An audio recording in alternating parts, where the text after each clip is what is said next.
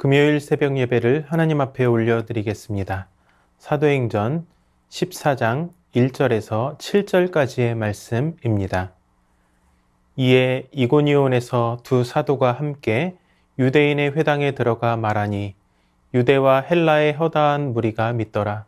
그러나 순종하지 아니하는 유대인들이 이방인들의 마음을 선동하여 형제들에게 악감을 품게 하거늘 두 사도가 오래 있어 주를 힘입어 담대히 말하니 주께서 그들의 손으로 표적과 기사를 행하게 하여 주사 자기 은혜의 말씀을 증언하시니 그 시내의 무리가 나뉘어 유대인을 따르는 자도 있고 두 사도를 따르는 자도 있는지라 이방인과 유대인과 그 관리들이 두 사도를 모욕하며 돌로 치려고 달려드니 그들이 알고 도망하여 루가오니아의 두성 루스드라와 더베와 그 근방으로 가서 거기서 복음을 전하니라.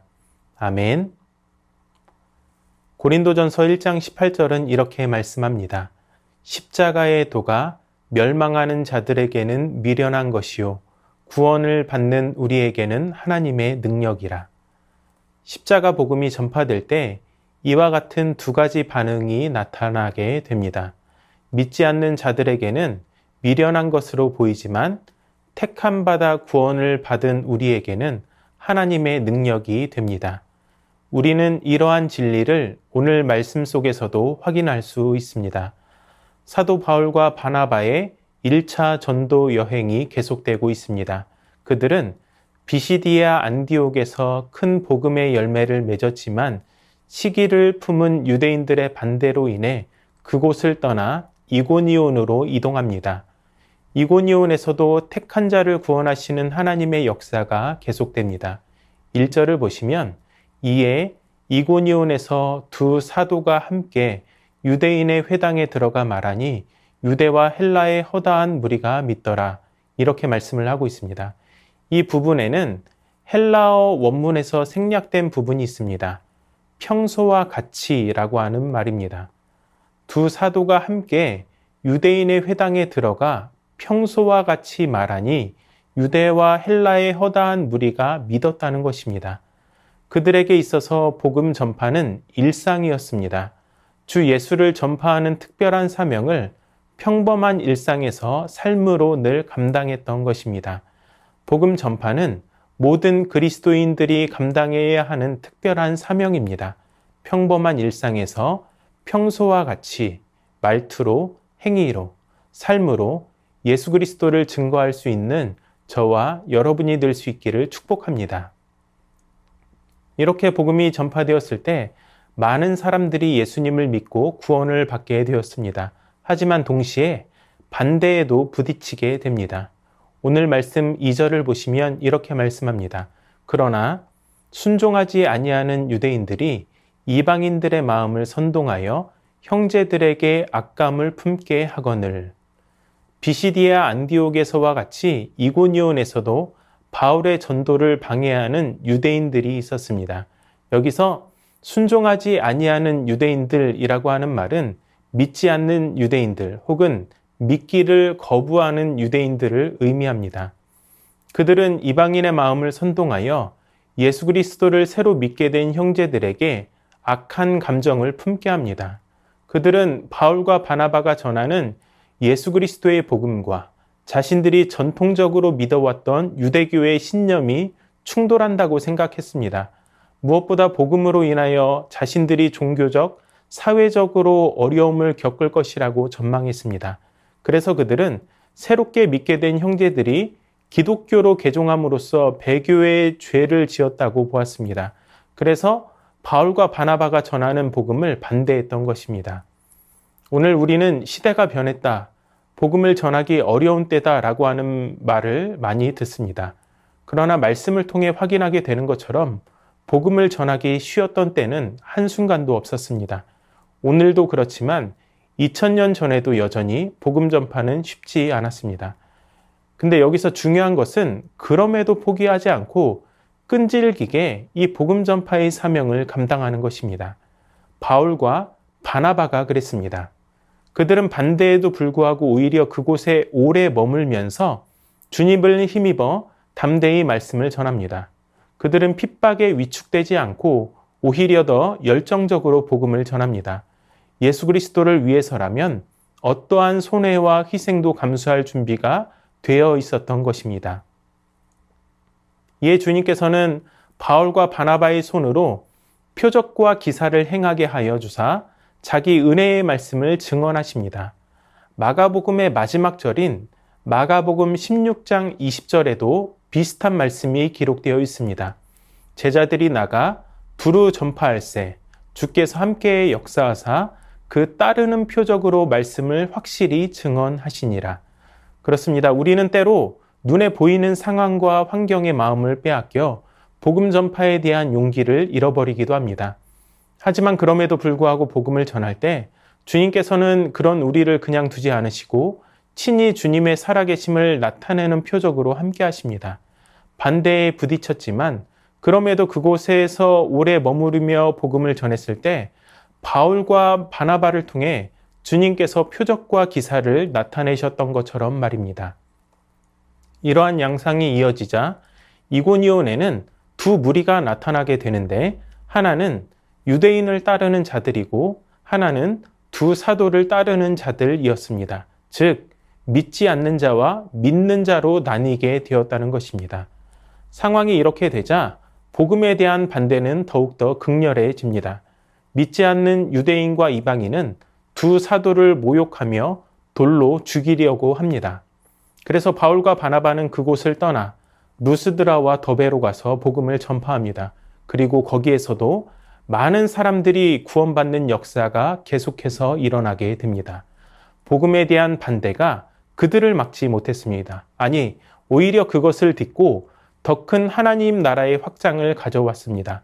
스데반 집사님의 순교가 예루살렘에만 머물러 있던 초대교회를 온 유대와 사마리아로 퍼뜨려 복음의 확장이 일어났던 것들을 기억하시기 바랍니다. 그리고 이러한 복음의 확장은 오늘도 우리의 전도를 통하여서 땅끝으로 향하여서 계속해서 가고 있습니다. 사랑하는 여러분, 복음 전파의 현장에는 날 것 그대로의 반응이 있습니다. 복음에 대한 수용과 반대입니다. 때로 반대가 극심할 때도 있습니다. 사람들의 냉소적인 반응, 조소와 멸시를 수없이 겪기도 합니다. 그러나 바로 거기에 살아계신 주님의 역사가 있습니다. 그러므로 예수 그리스도를 전파하는 특별한 사명을 일상의 삶에서 감당할 때 반대를 두려워하지 마시기 바랍니다. 바로 거기에 살아계신 하나님이 역사하시기 때문입니다. 선교사 윌리엄 보든이 남겼던 말처럼 예수 그리스도를 위해 우리의 모든 삶을 남김없이 후퇴 없이 후회 없이 들이실 수 있는 저와 여러분이 될 수 있기를 주님의 이름으로 축원합니다. 말씀을 기억하며 다 함께 기도하겠습니다.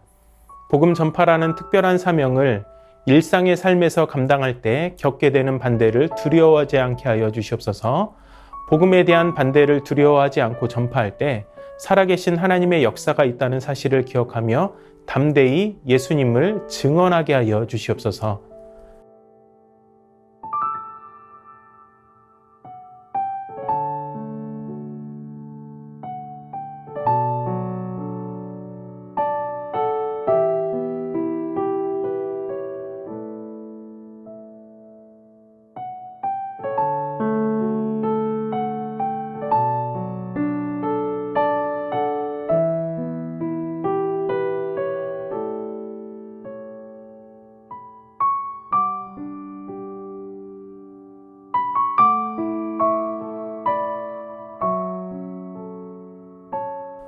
나라와 열방을 위해서 기도합니다. 취약계층, 복지의 사각지대에 있는 국민들이 소외되지 않고 복지의 혜택을 누릴 수 있도록 정부와 지자체의 세심한 돌봄이 있게 하여 주시옵소서. 인도 델리에 50도가 넘는 폭염으로 많은 사람들이 고통받고 있습니다. 정상 기온으로 회복하게 하여 주시고 피해가 없게 하여 주시옵소서. 화산 폭발이 일어난 아이슬란드에 긍휼을 베풀어 주시고 기민하게 대처하게 하여 주셔서 피해를 최소화할 수 있게 하여 주시옵소서.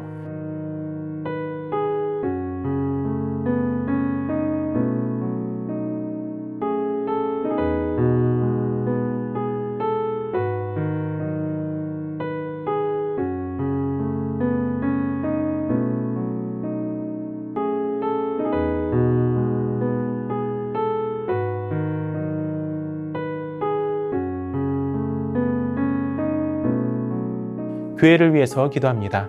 담임 목사님의 삶과 건강을 보호하여 주시고 사역 위에 풍성한 열매가 있게 하여 주시옵소서. 오늘 진행되는 시니어 모임 가운데 은혜 충만하게 하여 주시옵소서. 교구 순장들과 교사 순장들의 섬김과 헌신을 통해 더 온전한 그리스도의 몸이 세워지게 하여 주시옵소서.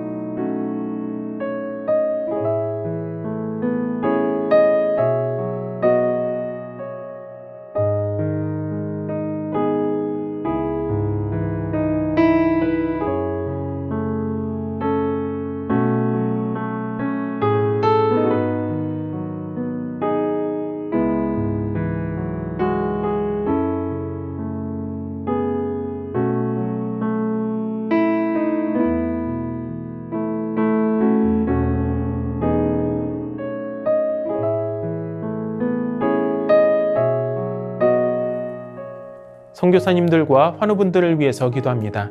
스리랑카 박수키 선교사님을 위해 기도하실 때 방학을 마치고 학기가 시작되는데 호스텔의 아이들이 건강하게 공부에 집중할 수 있도록 방글라 센터가 6월 13일에 마치는데 잘 마무리될 수 있도록 현지 스태프들이 직장을 잘 얻게 되고 아이들도 다른 곳에 잘 인도될 수 있도록 스리랑카 호스텔의 후원이 일어나 필요한 재정이 채워질 수 있도록 과테말라 도익찬 노행자 선교사님을 위해 기도합니다.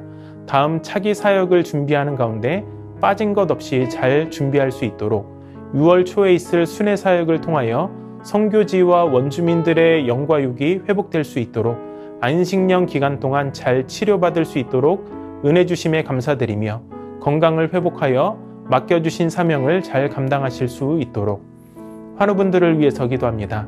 김경삼 집사님, 김춘행 권사님의 사위이신 배정희 선교사님을 위해 기도하실 때 뇌종양 제거와 뇌출혈을 막는 수술 후 경과를 지켜보고 있습니다.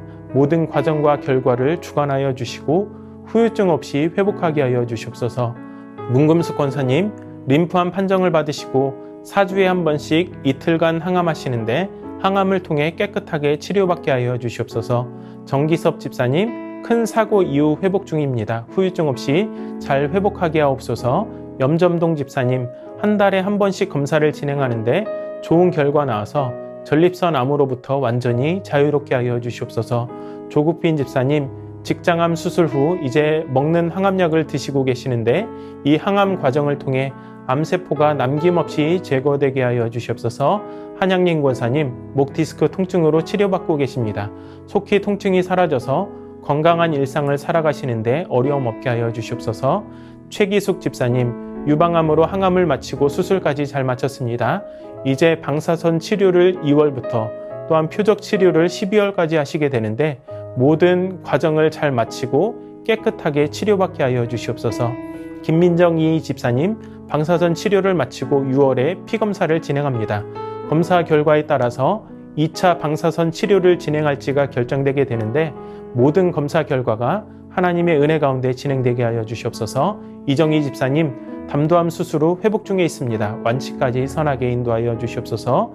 이용님 성도님, 등에 생긴 종양 치료를 위해 항암 중입니다. 부작용 없게 하여 주시고 완치까지 인도하여 주시옵소서. 권호순 권사님, 계속되는 항암 가운데 잘 견뎌낼 수 있는 체력 주시고 깨끗하게 회복시켜 주시옵소서. 노성빈 형제, 크론병으로 인한 주사제 치료를 하고 있습니다. 부작용이 생기지 않게 보호하여 주시고 예배를 통해 하나님과의 관계를 회복하게 하여 주시옵소서. 이 외에도 수술을 앞두고 있거나 수술 후 회복 중인 성도님들을 위해 기도하시고 개인 기도로 하나님 앞에 나아가도록 하겠습니다.